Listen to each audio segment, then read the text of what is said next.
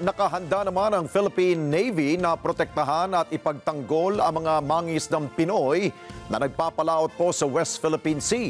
Sa harap ito ng banta ng China na aarestuhin nila ang sinuman na papasok sa mga inaangkin nilang teritoryo.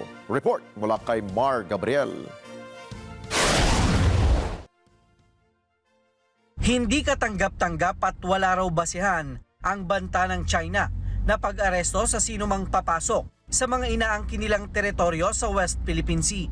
Ayon kay Philippine Navy spokesperson for the West Philippine Sea, Commodore Roy Vincent Trinidad, walang karapatan ng China na mang-aresto dahil labag ito sa international law. This is totally unacceptable.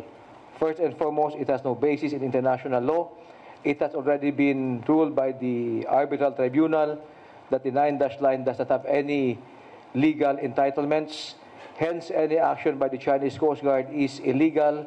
It is unacceptable. Ginawa ng China ang banta matapos ang ginawang paglalayag ng atin ito sa bahagi ng Bao de Masinloc o Scarborough Shoal.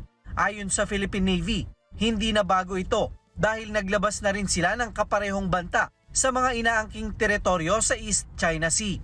Pero kung tototohanin daw ito ng China, tiniyak ng hukbong sandatahan na handa silang ipagtanggol ang mga mangingisdang Pilipino.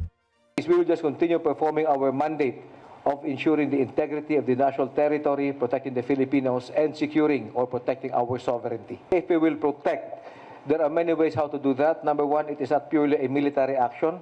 It will entail a whole of government, whole of nation approach to ensure that every Filipino is protected, not only on land but more importantly for this particular case in the maritime domain. Base sa pinakahuling monitoring ng Philippine Navy, nananatili pa rin sa Bao de Masinloc ang nasa 55 mga barko ng China. 42 dito ang Chinese Maritime Militia, 9 ang Chinese Coast Guard, habang 4 ang Chinese Navy. Mar Gabriel, para sa Mata ng Agila. Matatag, matapang, matapat.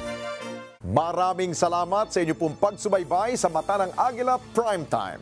Para malaman ang matatag, matapang at matapat na mga balita, i-follow lamang at mag-subscribe sa AtNet25 TV.